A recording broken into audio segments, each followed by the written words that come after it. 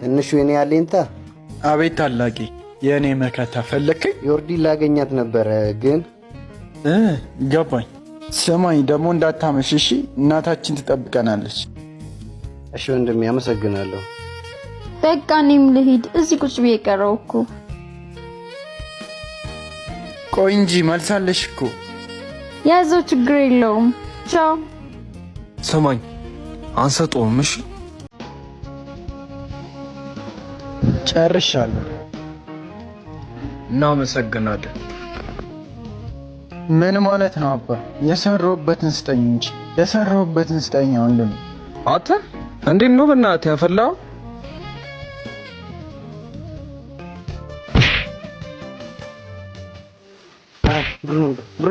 እሺ ይቅርታ ከፍላለሁ። ሁለተኛ እዚህ እንዳላይ እሺ። ጎዱ እንደ ወንድሜ እስቲ ጎዱ እንደ ደህና ነኝ እባክህ። ለእነሱ ነው መሻንሳለሁ። ቆይ አንተ ወርድ ጋር አልነበርክም? ነበርኩ ግን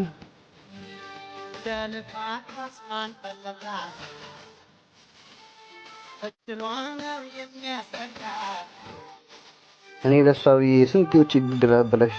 እሷ ግን አይዞህ በቃ ወንድሜ፣ ድሮም ደሃ ሲሰራ እንጂ ሲያፈቅር ያምርበት። ሰራ ሰራ አድርገህ ገንዘብ ስትይዝ እሷ ራሷ ትመጣለች። እሺ ወንድሜ።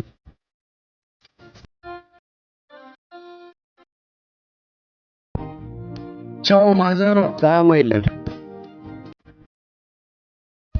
ስማኝማ ትንሹ ወይ የመከታዬ፣ በቀደም ያናገርኳቸው ሰዎች እኮ ስራ ጀምር ብለውኝ። እንዴ አሁን ነው እንዴ የምትነግረኝ? ቤት እያለን ብትነግረኝ ኖሮ እኮ ማዘሯ በጣም ነበር ደስ የሚል። ብዙም ጊዜ አውርቼ ሳይሳካልኝ ስለቀረ ድንገት ሀሳባቸውን እንዳይቀይሩ ብዬ ነው። ኧረ ልክ ነው ወንድም። ብር አለኝ እኮ ትናንት ሰተኝ አይደል? ይበቃኛል። በል ያዘው። ደግሞ ቆሎ ብትደፋሳ ማን ሊጠየቅ ነው? ቆይ ግን ማን ነው ታላቅ? አንተ ወይስ እኔ? በዚህ ሰዓት እኮ ኃላፊነት አይገባም ነበር።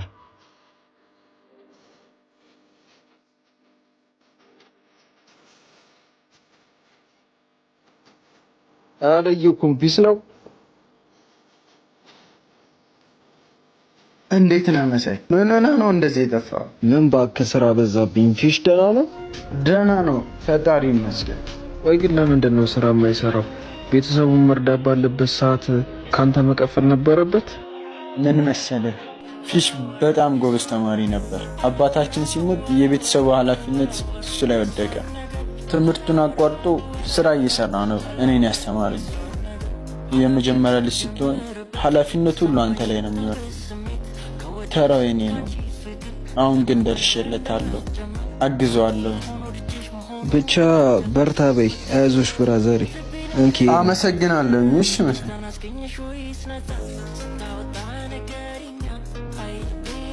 ሃይ። አቤት። ፊሽ የለም? የለም። ለምን ፈለግሽው?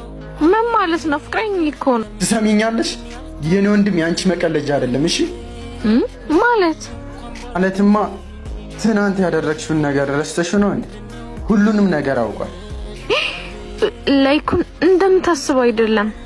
ለማንኛውም እንደ ጦጣ ከአንድ ወንድ ወደ አንድ ወንድ መዝለል እርድና አይደለም። እሺ ሁለተኛ ወደ ወንድሜ ህይወት ተመልሰሽ እንዳትመጪ። አሁን ተነሽና ከዚህ ጥፊ ውጪ። እንዴ ወንድሜ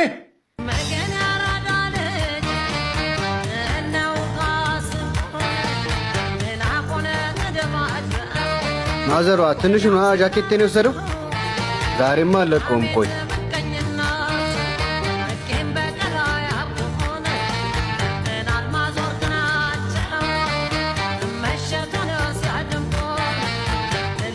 ሄሎ የኔ መጣሁ፣ ደርሻለሁ።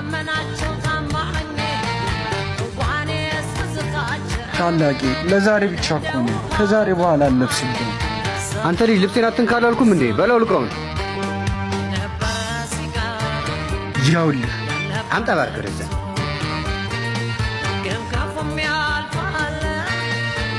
አልፈራህም። እሺ ዛሬማ በድንጋይ ነው አናትህን የምፈነክትልህ። ኧረ ሹፉ፣ ይሄ እኮ ነው ባለፈው ይመጣኝ። ምን እየጠበቅን ነው ታዲያ? ዛሬ እኮ ብቻውን ነው። ደብሮ ነበር። እንደውም አሪፍ መዝናኛ ያገኘ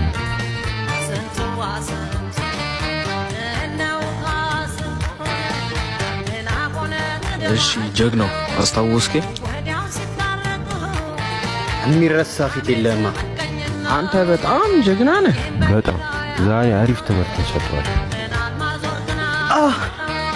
እንዴ ወንድሜ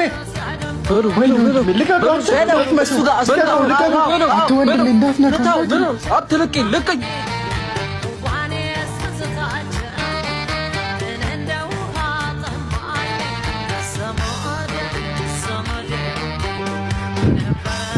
ትንሹ ምን ትሰራለህ እዚህ? አናደኝ። በድንጋይ ልፈነክትህ ነበር። ጭራሽ ልመታኝ? የኔ መከታ የኔ ያለኝ እንካ ይልበሰሽ። ድሮም እኮ እንደማትጨክንብኝ አውቅ ነበረ። አሁን ልሂድ በቃ። እንዴት ነው አምሮብኛል?